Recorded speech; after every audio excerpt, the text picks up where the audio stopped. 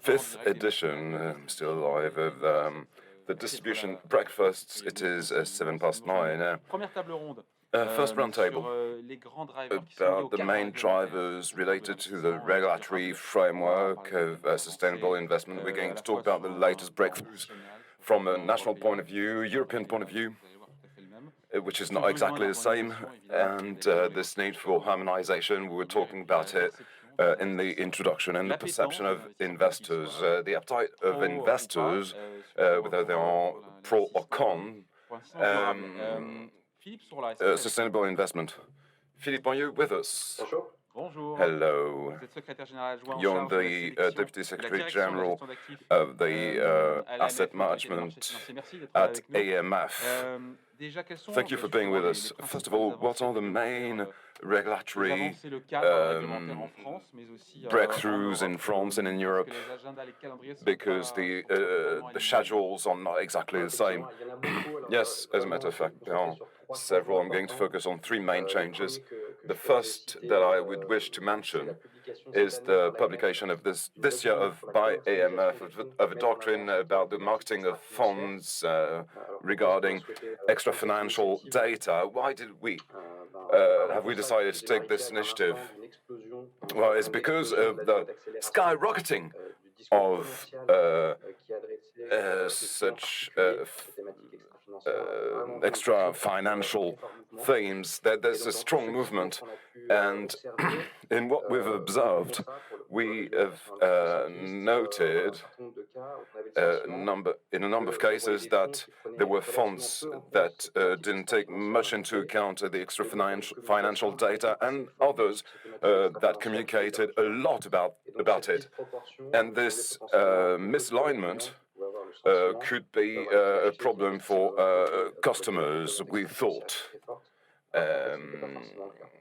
Because it wasn't necessarily true when, the funds that communicated the most about extra financial data were not necessarily those that were the most virtuous. So, hence, the AMF, the Stock Exchange Authority in France, has decided to publish this. There was an emergency. Well, by principle, we are very reluctant to have national rules. We prefer to have a European framework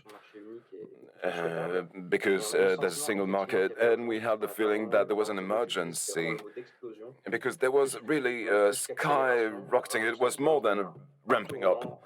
It was a turnaround 2 years ago. And within the framework of risk prevention, we had the feeling that we had to act in an emergency. So that's the first text that seems to me to be important to mention. The second that is in front of us, that is the European regulation disclosure. It's not exactly the same line as the doctrine that we've published this year. I can't hear him anymore. We have lost you, Philippe Sla. You're back. So you were talking about disclosure. Yeah, it's a bit different from the doctrine that I was talking about. It is more focused on prospectus and periodical reporting. There are many, different issues at stake. It's about transparency and information given to customers.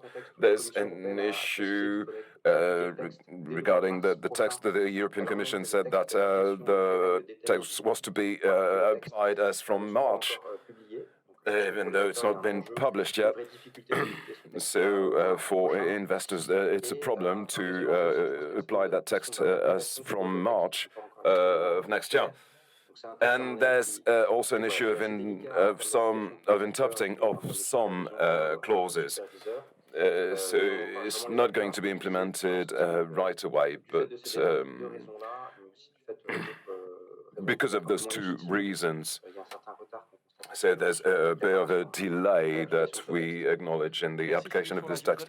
Thank you, Philippe. I'd like to give the floor to Olivier Rousseau. Thank you for being here with us, member of the board of EFRR. Are you concerned by that? Because you it is one of your subjects to be transparent.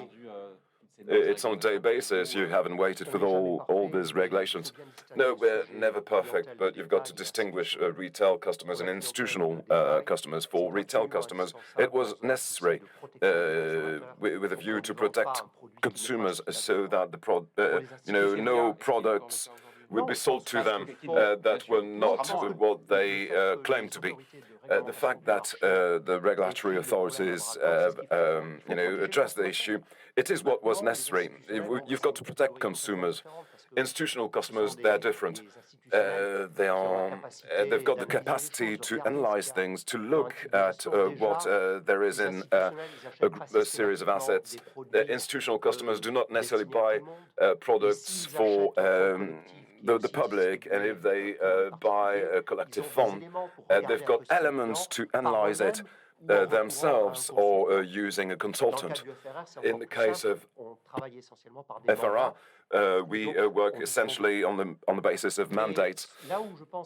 Where I think we've got to pay attention is that we've got to protect retail customers, but things shouldn't be frozen forever for institutional customers.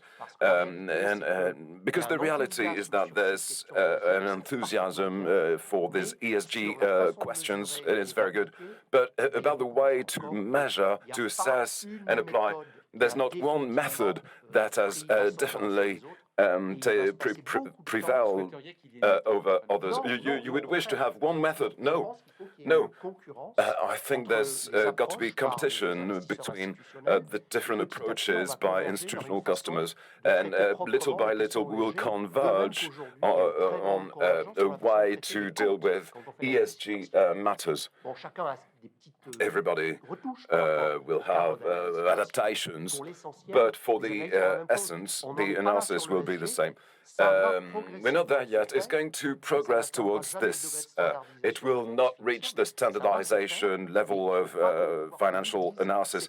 It's going to happen, but authorities shouldn't say this is the way it should be. So it's got to be collaborative. We've got to be pragmatic and honest intellectually, and humble. Lord de la Housse, are you with us? From FG, General Manager of FG, Deputy General Manager. I can't see you. I'm getting there. So you've listened with attention. What do you think? To have that AMF doctrine for asset managers. It is more constraints, but it's a way to protect savers. Well, I share everything that's been said by Marie-Pierre, Philippe, and others. It's a market that is getting structured, that is getting harmonized, and we've got to leave room for the evolution of strategies. It's a market that is getting structured. Just like Marie-Pierre said before, there was the step of the labels, of the transparency codes.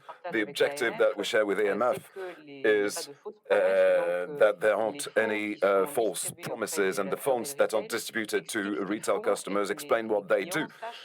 Customers have got to know what there is in those funds. So we've worked a lot with AMF for their doctrine. It's evolved over months between March and July. Our objective was for all ESG strategies to be taken into account in that doctrine, so that the ESG side wouldn't be oversold, but to adapt the communication to what's in the fund. There are strategies of the label type, but there are also strategies that are committing about the taking into account of ESG matters, carbon footprint, etc.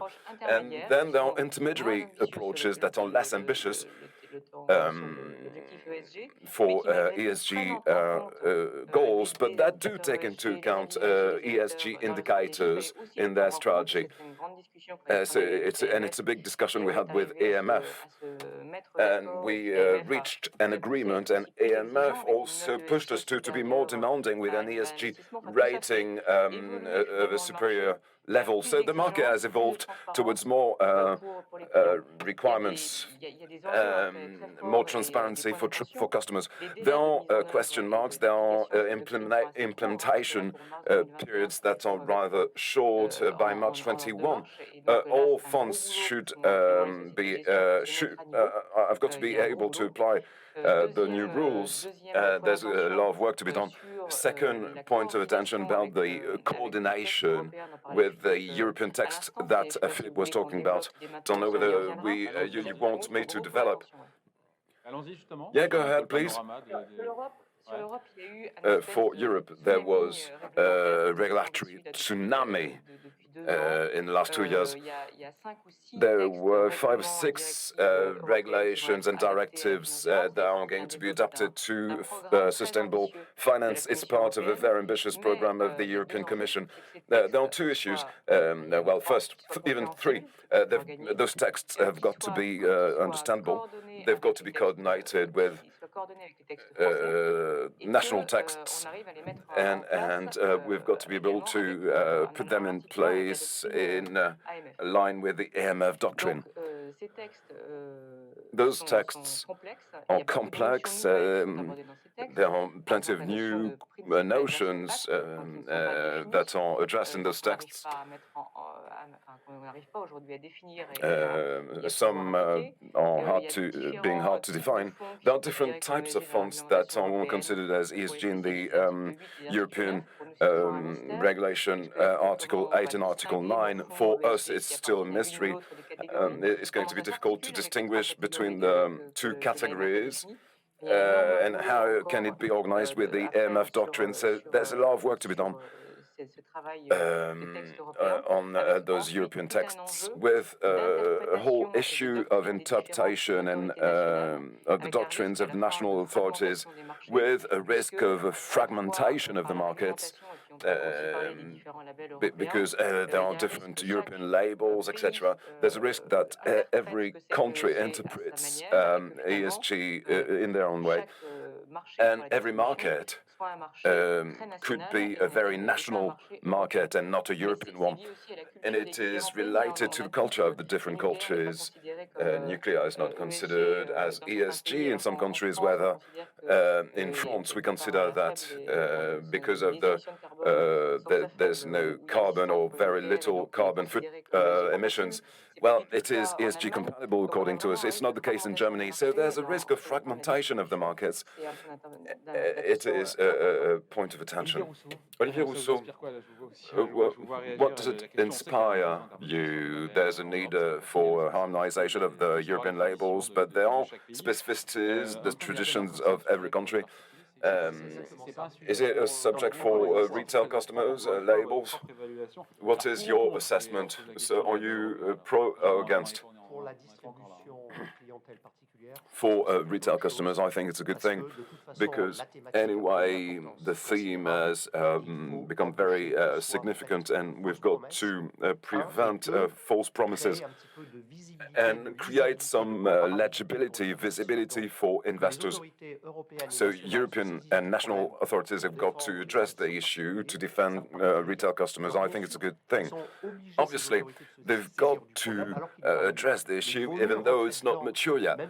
But it's better to address it, even though it's not mature, instead of lagging behind. But the same logic applied to institutional customers leads to another recommendation. That is, let's see how it evolves. Institutional customers are supposed to have a method, and that's covered by transparency obligations. Article 173, for example, in France, the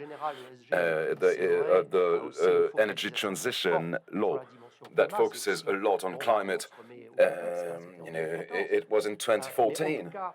But anyway, for institutional customers, it is an obligation of method to have an ESG analysis and to make reports about what they do. But it's not a way about it's no way of dealing with the problem that is made compulsory for everybody. So a need to get involved in the subject versus a need to communicate according to particular codes for retail customers. those are two different stories anyway. Yeah, they will converge, but as there's a problem of lack of balance between the seller of the fund and the information of retail customers have got to be protected. Institutional customers can analyze the matter themselves.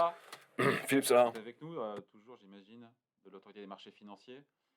Vous en pensez quoi, vous, dans ce From débat? AMF, what do you think about this debate? Do you think those labels are necessary to protect retail customers? Yeah, I agree with what's been said. I'd like to specify that the AMF doctrine is focused on retail customers and not institutional customers. Obviously, it is logical, and I agree with what Olivier also just said. For us, labels they are a useful tool for retail customers because financial subjects are quite complex, and to be able to translate that complexity and make it understood by retail customers is difficult. And the interest of the label is a way to simplify communication without having to getting into the details of the mechanisms. So we think it is useful. It is a pity we think that Europe has not been able to harmonize those different labels to have a truly European label. But who is to blame? Well, this European eco-label that was proposed by the European Commission, we would wish to have more initiatives of this kind. This eco-label was more for a niche market. It's not for a broad public with huge outstanding volumes. So that initiative should be complemented by other European initiatives. 9:23. Still live. It is the first roundtable about the main drivers of sustainable investment. We talked about the regulatory framework, labels in Europe, and national regulations. Quickly, Olivier, about the perception of investors vis-à-vis those investment products, sustainable investment products. Is there a difference in the perception? Well, I'm sure there is a difference between institutional and retail customers, and some funds focus more on E, others on S, others on G. First of all, an institutional customer, a serious one, is they start thinking about ESG for a long time. A long time ago, ESG issues will have financial consequences. So to have an analysis of a company to know whether it could be of interest to invest in it. You look at the short term, and you don't integrate elements that at a later stage will have the consequences, serious consequences on the financial data. So to do a job seriously has always included the ESG assessment, because financial data is a snapshot.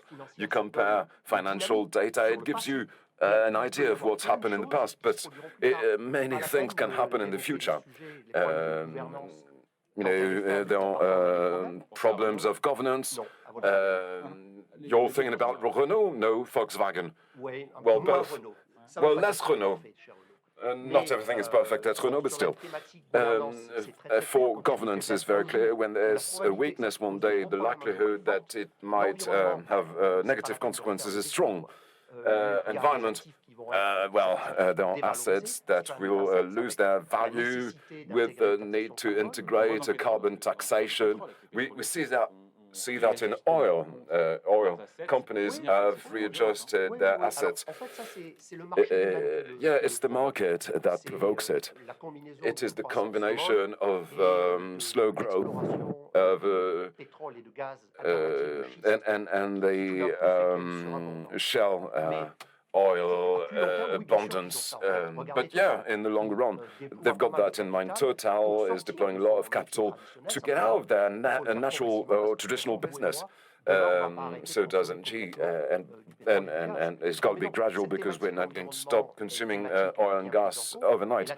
But they take into account that theme, and the social theme wasn't the most, the one on which people focus the most, but it is getting more and more weight. It is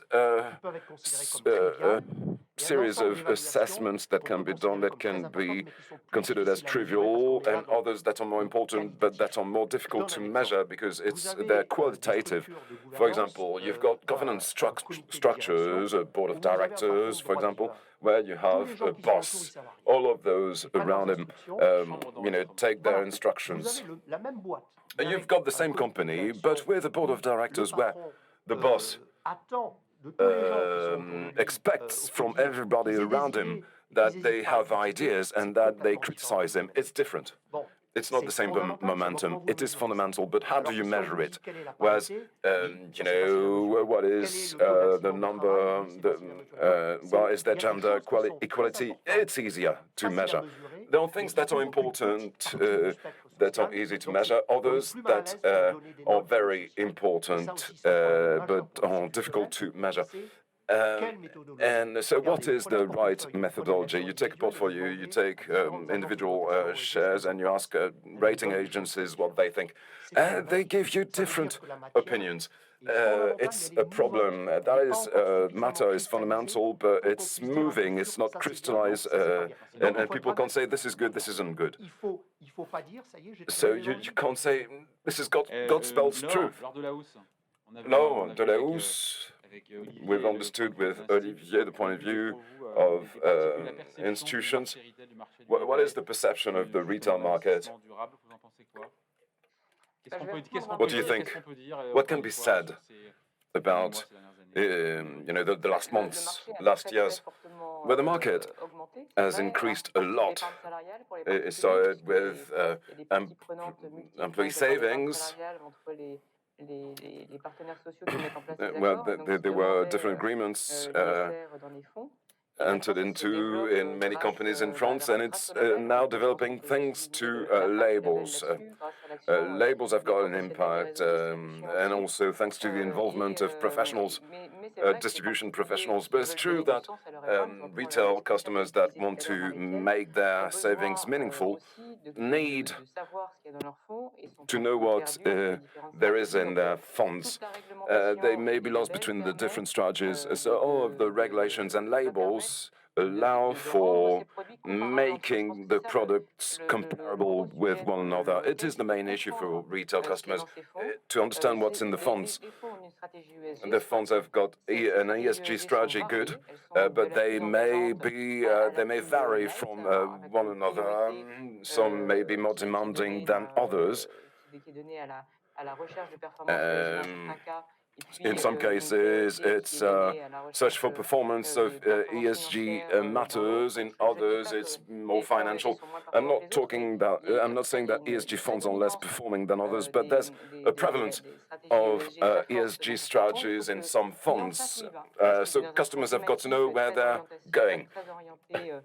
Are they investing in a fund that is focused on biodiversity or general fund that just has got a filter and in which only best financially performing companies are selected? For retail customers, it's still quite confusing. There's a need for education. The label participates in education, the regulation of AMF also. But it's what I was saying earlier. There are so many new texts in Europe.